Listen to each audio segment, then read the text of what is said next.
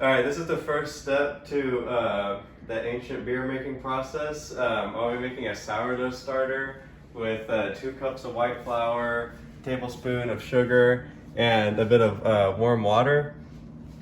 And if you're gonna do this like the correct way, you wouldn't use this instant yeast here, but for the sake of time, I will be adding this in just to make sure yeast gets in.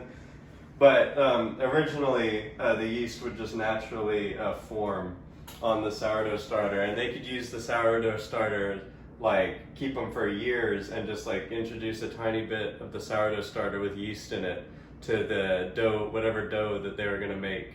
And that dough will be used in the next steps of the beer making process. But right now, I'm just gonna put together the sourdough starter. Alright, so the first step here is going to be to add the yeast. A tablespoon? You actually measure They didn't have tablespoons back then.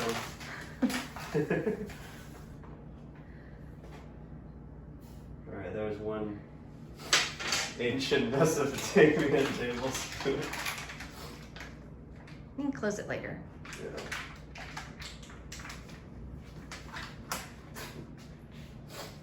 And then just a tablespoon of sugar.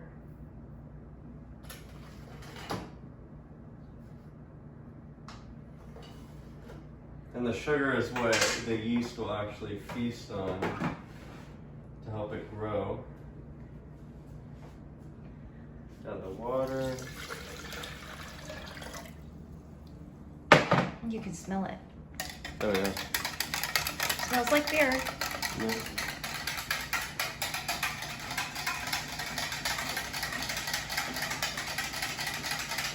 That's fine.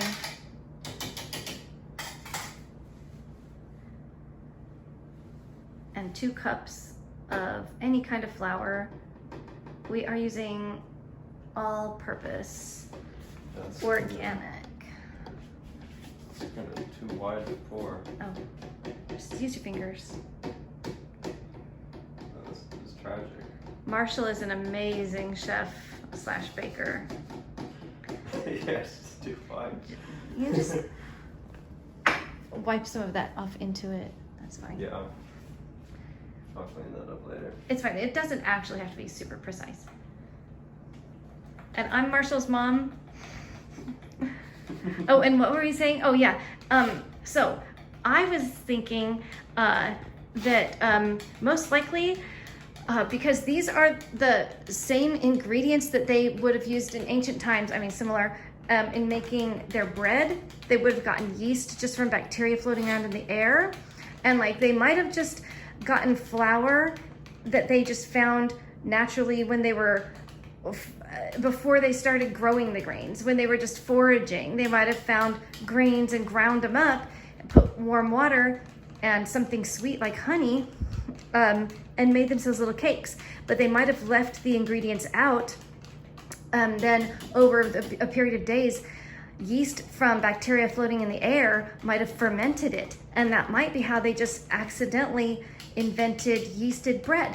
And at the same time, someone might have tasted it or tasted some of the liquid because it gets liquidy and gotten a little bit drunk. And so they might have thought, well, that's actually kind of fun. So they might have actually possibly accidentally invented beer and bread at the same time. Yeah. No source on that, but maybe. That's just my my idea. All right. Oh, wait. All right, so here's where I'm going to keep the sourdough starter. If I didn't add extra yeast into it, you'd have to leave it for like 5 days to make sure the yeast can get into it. Yeah, preferably like outside. But because you didn't add the yeast to it, it'll only need like a day. And I can move on to the next step, which will be soaking the barley and then letting the moist barley hang wrapped in a cheesecloth so it can slowly dry out while germinating. So I got this barley in the mail from Thunder Acres. It's just organic barley seeds. I've already set them in the water here, soak them for 1 day, and then tomorrow I can start the germinating sprouting process. Traditionally in Sumeria, it would be the goddess of Ninkasi, the goddess of beer, who would be the one to bring water to the malt and let it sprout, while her noble dogs would guard it from even the potentates. But here, we don't have anything to guard it, so we'll have to watch out for the potentates ourselves.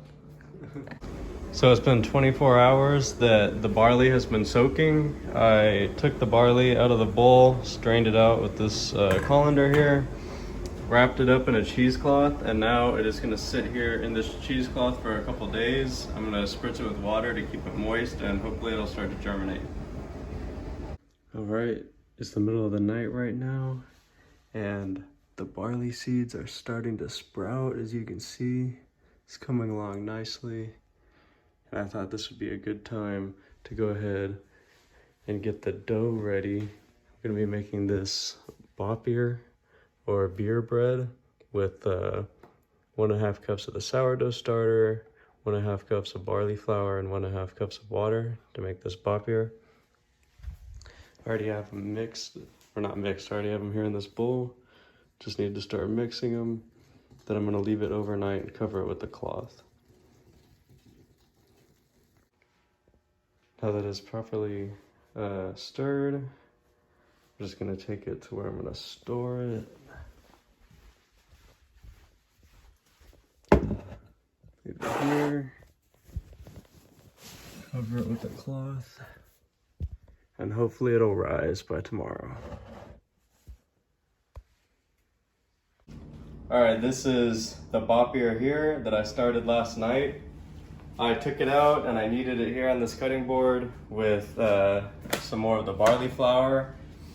After kneading it, I formed it here kind of flat on this baking sheet, and I'm gonna bake it for about 10 minutes at 300 degrees Fahrenheit. This is just to dry it out. We don't wanna get it like too cooked in the middle because we want the yeast to stay alive. So I'm just gonna put it in, set the timer. Take that out.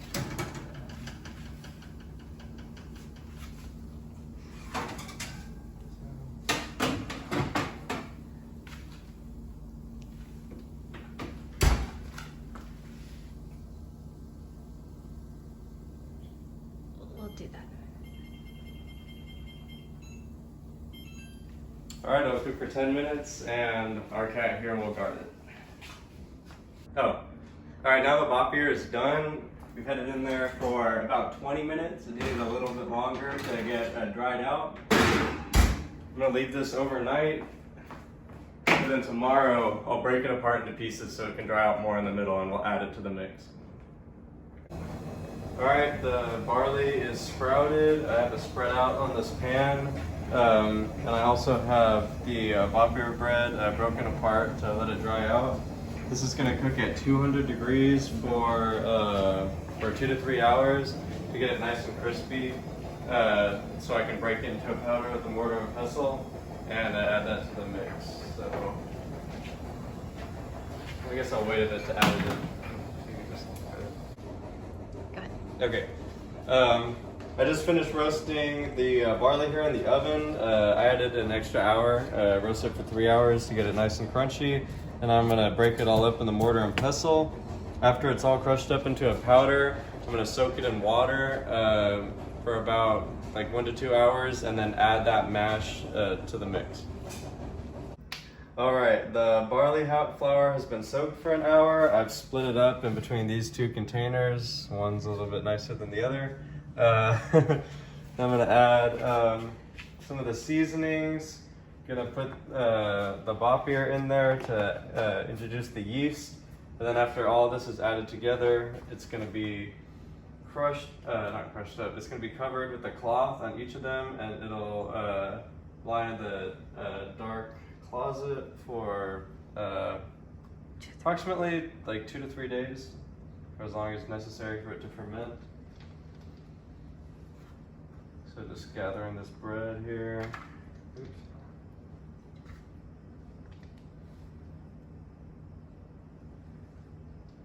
And then the other one.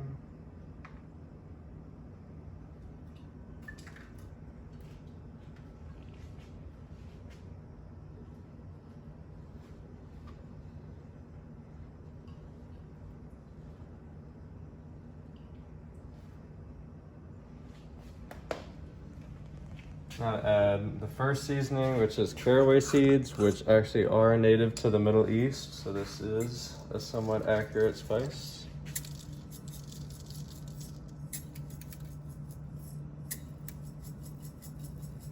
Show the label. Does it really matter? Yeah, in case somebody wants to do it the same way. And then this coriander, which is also, I believe, native to the Middle East and North Africa.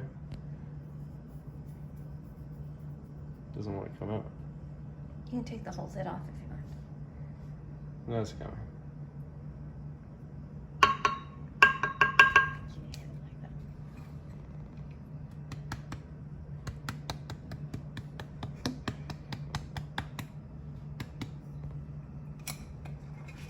All right, now for the most important thing, the date syrup, to sweeten it.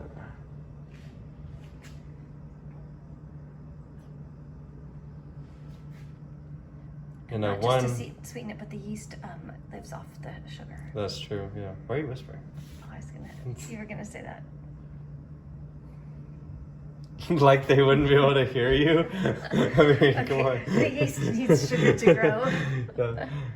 I remember in the video I watched that gave me kind of a tutorial on how to do this, they mentioned that the god Enki sweetened his beer with date syrup. Alright, I filled them both up with water here, so now they're ready to just be covered with the cloth. And the reason I'm going to cover them with the cloth and not seal them is because you want some of the air to get in, so the yeast can grow. So it'll just be sealed in the pantry for a couple days and we'll see what happens.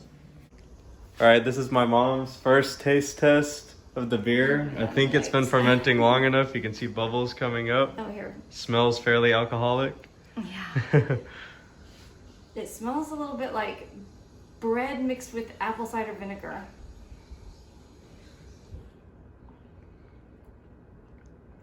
And that's what it tastes like.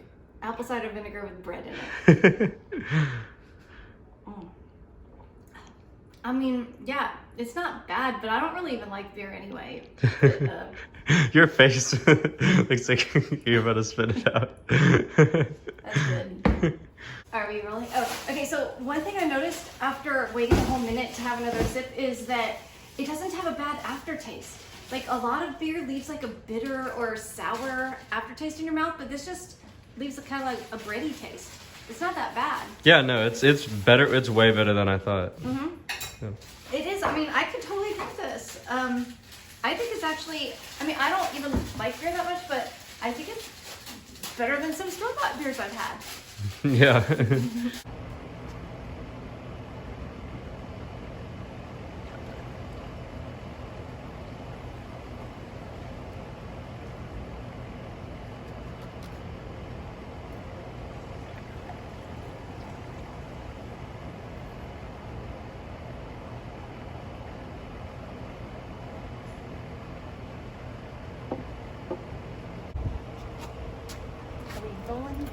Yeah. Okay. All right, here we are with the ancient beer. We can finally drink it, or kosh, I believe, as it was called in Sumerian. We're drinking this with straws because they're actually ancient carvings of the Sumerians using straws, and I assume the reason they use that is because there's so much. It's very cloudy. There's all the barley and bread floating around in there, so drink it with the straw makes it a lot better. Yeah, he said sometimes there could be scum on the top, and so that was another reason they used the straw to get past the top scum. Because they didn't have houses. Like, so we had ours, Yeah. It was only covered with a dishcloth, but it was in the house, and I was killing all the flies that came in the house. Yeah, this is pretty good. You can actually tell it's quite strong. I wish we could measure it. We might try to figure out how to measure it. But I don't know if there's a way we can do that. But you can tell it's strong. yeah, you can definitely, like, right now, after I swallowed some, I can feel it kind of burning sensation right down here and all the way to my stomach, just a little. Do you feel that? Yeah. Yeah. Yeah, it's strong. And that's how you know it's alcohol. Yeah. Yeah. I feel like it's definitely as strong as any beer I've ever had. Like with that burning sensation. Yeah. We'll see what happens in about. Yeah, the flies are If we drink all of this, we'll see how. We'll have to do a follow-up video in like an hour. Yeah. But what were you gonna say? The thing you were gonna say about the 4 holy foods? So I looked up the Sumerian beer, holy something, and it came up to this website that said in Sumeria there were 4 holy foods. They were beer, meat, bread, you can just guess, and wine. So 2 out of the 4 are are alcohol. Yeah. The gods just loved getting drunk and killing game and eating bread. Now I wonder what they would have said when they were drinking together. Like we say cheers, bottoms up, stuff like that. They would have said, to the gods. They would not have said that. Thanks to the gods. They wouldn't have said that either. Thank you, Kosh. They would not have said that. They would have said thank you, Kosh. They wouldn't know what thank you meant. No, okay. In their language, they would have said that. What do you think they would have said in their language? I don't speak it. I don't know. All right, the Bible. All right, they. Do you want me to start over? Oh my gosh. You guys don't know. Okay, I gotta get serious. Okay. Can I finish my drink? Okay, I'm yeah. just Come on. This is gonna take way longer.